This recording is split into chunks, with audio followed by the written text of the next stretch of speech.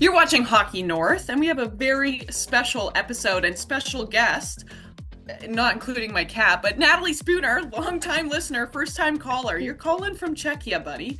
How are you doing? Thanks so much for taking the time.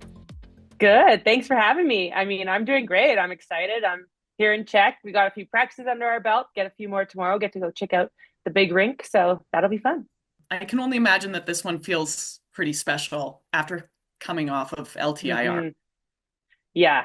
I think kind of about the last like 2 years and just how crazy my life has been. And then to have that happen. And obviously, when, it happened, like who knew what was going to be the outcome? But obviously, I had this date in my mind as, wanting to be back, and good enough to play in this tournament. So I'm glad I'm here. I'm so excited to be here, grateful to be here, and just looking forward to getting on that ice and representing my country again. And it's been so much fun just to be back with the girls in this group. It's such an amazing group. So I'm pretty lucky.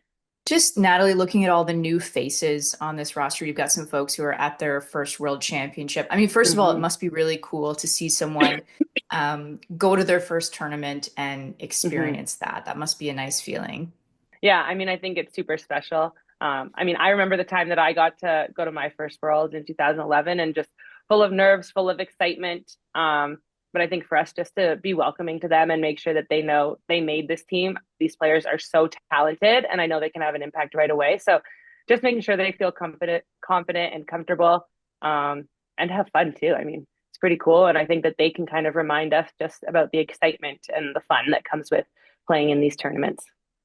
And just one of those new faces, your Toronto teammate, Daryl Watts.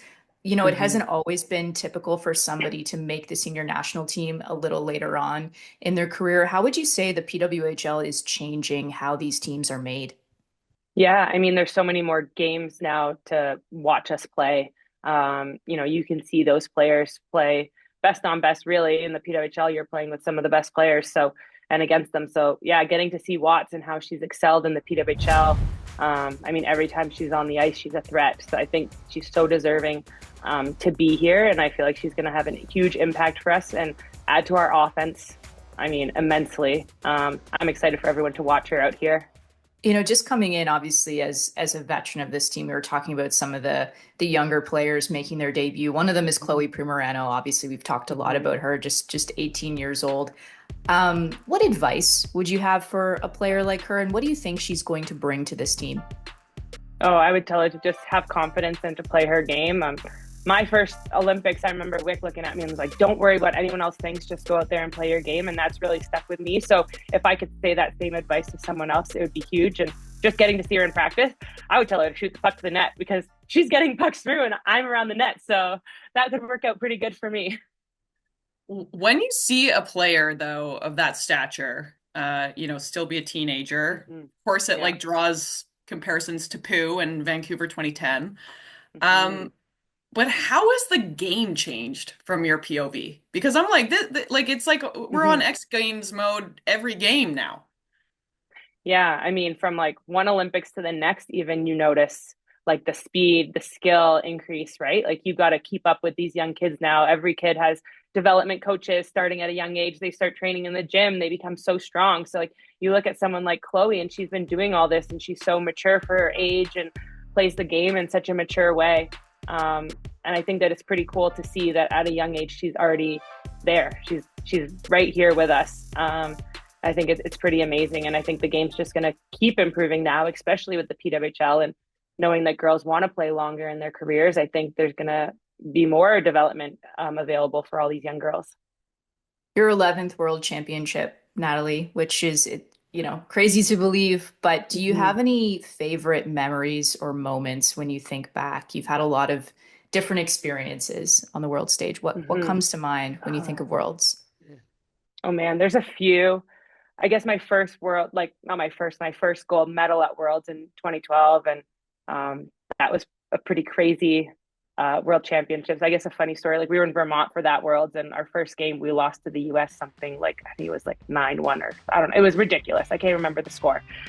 And after that, we were trying to like bond the girls, and me and Wick decided we were gonna do a flash mob with the team. So we did a flash mob to "Sexy and I Know It."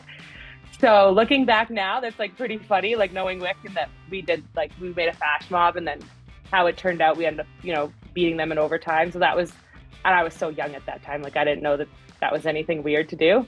And then so that's probably a good core memory of mine. And then the COVID world when we finally won again in Calgary, being on home soil, not having any fans in the stands, but playing at a different time. We hadn't played in a while. Training looked different. We hadn't been together as a team, but knowing how our team came together in that moment, it was so cool. And then Pooh to score, and then not to blow the whistle, and then to blow the buzzer, and it was a little bit of chaos, but a pretty amazing memory from a World Championships that I'll remember. Was it just you and Wick dancing, and that's your definition of a No, mob, or everyone got more? involved. Everyone got involved. Yeah. Did you do it in a mall, or you just did it for yourselves? In our meal room. In our meal room.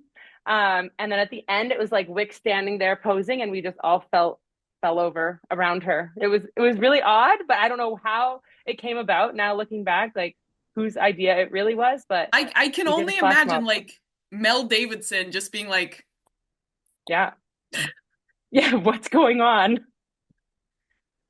I love that. Yeah.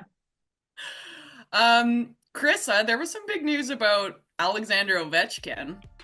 Natalie Spooner, did you watch it? Come on, give us your thoughts. Yeah, we all watched in our like meeting room. We had just had a meeting, and then we were playing card games. And we're like, pause the card games, power play. And then obviously when he scored, we all went crazy. We all couldn't believe how they just stopped the game for a good 25-30 minutes to put on a whole presentation. But I mean, so deserving, and such an amazing moment for him and his family. And then to have, Gretzky there to hand it over to him was a pretty cool moment. Natalie Spooner, thank you so much for this. Carissa, thank you so much for this. This was a lovely little afternoon chit chat. You're watching Hockey North. Canada's first game is against Finland, April 10th at 1 p.m. Eastern. Best of luck in the tournament. Thanks, Spoons. Thank you for having me.